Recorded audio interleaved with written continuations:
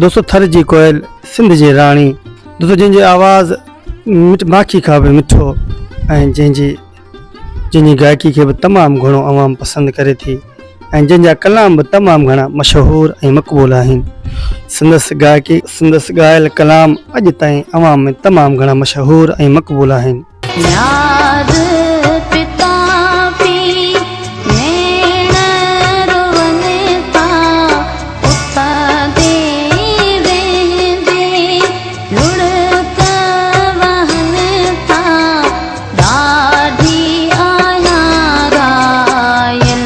दोस्तों सिंध जी मशहूरु फ़नकारा सिंध जी मशहूरु रागी फौजिया सुमरो जंहिंखे अवाम तमामु घणो पसंदि करे थी ऐं हुनजा कलाम बि तमामु घणा मशहूरु ऐं मक़बूल आहिनि।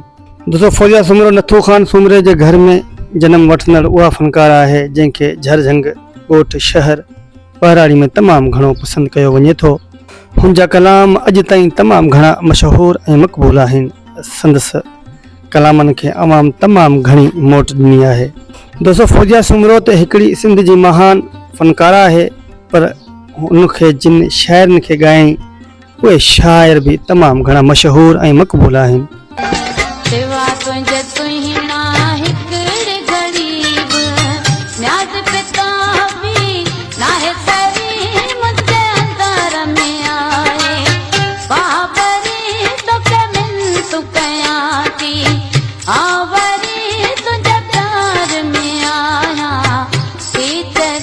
दोस्तों फौजिया सुमरो जिन शाइरनि खे ॻायो उहे शाइर बि तमामु घणा मशहूरु ऐं मक़बूल आहिनि। दोस्तों फौजिया सुमरो जी आवाज़ में ऐं नियाज़ पिताफ़ी जी ॻायल शाइरी बि तमामु घणी मशहूरु ऐं मक़बूल वई।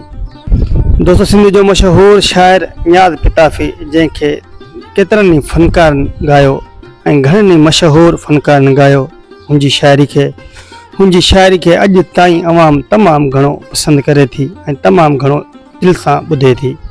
दोस्तों हुनजी चाह में हुनजी शाइरी ॻायल कलाम अॼु ताईं तमामु घणा मशहूरु ऐं मक़बूल थियल आहिनि।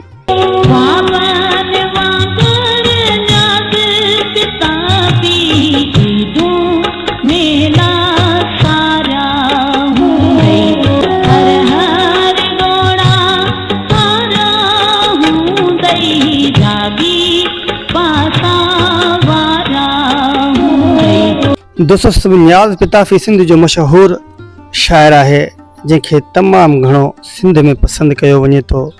उनखे केतिरनि ई फ़नकार ॻायो आहे पर शाइरी में उहो दर्द समायल अथसि जो अवाम खे तमामु घणो मदहोश करे छॾंदो आहे। दोस्तों उनजी शाइरी किन माण्हुनि खे त खिलाए थी छॾे त किन खे ॾुखनि में रुआरे थी छॾे। के मोहबतनि जा हुनजा कलाम तमामु घणा मशहूरु ऐं रोअंदड़ माण्हुनि खे खिलाए थो छॾे त के मोहबतनि ॾुखाईंदड़नि खे बि रुआरे थो छॾे। दोस्तों हुनजा कलाम बि तमामु घणा मशहूरु ऐं मक़बूल विया जॾहिं फौजिया सुमरो नियाज़ पिताफ़ी जी शाइरी ॻाए करे अवाम ताईं पहुचाई त अवाम उन्हनि कलामनि खे तमामु घणो मोट ॾिनो ऐं तमामु घणा हुनजा कलाम बि मशहूरु विया।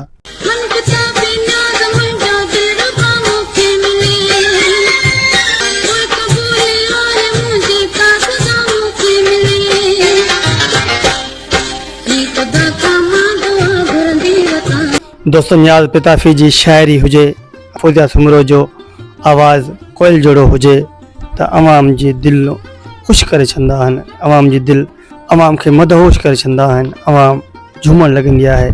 दोस्तों हू सिंध जो मशहूरु शाइर आहे।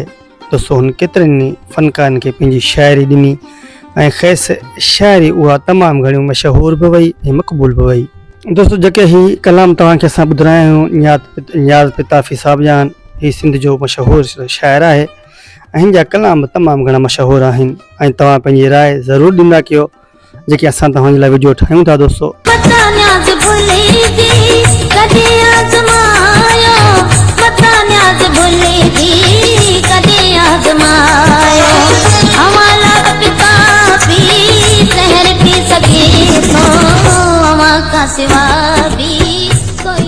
दोस्तों नियाज़ पिताफ़ी खे फौजिया तमामु घणो ॻायो। हुनजा कलाम बि तमामु घणा मशहूरु ऐं मक़बूल वेंदा हुआ। हुनजी शाइरी बि तमामु घणी मशहूरु ऐं मक़बूल हुई। फौजिया जे आवाज़ में ॻायल गीत बि तमामु घणा अवाम खे पसंदि कयो जिन खे अवाम तमामु घणो पसंदि कयो। हुन जा कलाम बि अॼु ताईं तमामु घणा मशहूर ऐं मक़बूल आहिनि। दोस्तो फौजिया सुमरो त हाणे जे असांजे विच में नाहे रही, पर नियाज़ पिताफ़ी साहब जा ॻायल कलाम अॼु ताईं झर झुंग में तमामु घणा मशहूर ऐं मक़बूल जी शाइरी बि तमामु घणी मशहूर हुई, जंहिंखे अवाम तमामु घणो चाह सां ॿुधियो ऐं तमामु घणी मोट ॾिनी।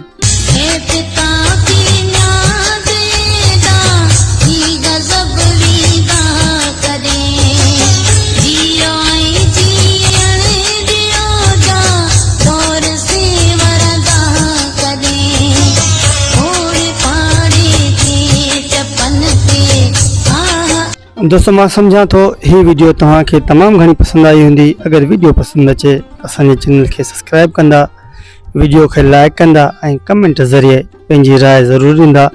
पंहिंजे भाउ नेक मोहम्मद ऐं सिंधी म्यूज़िक स्टेशन खे इजाज़त ॾींदा। ज़िंदगी रही त इंशाअल्लाह ताला अॻिए वीडियो में गॾु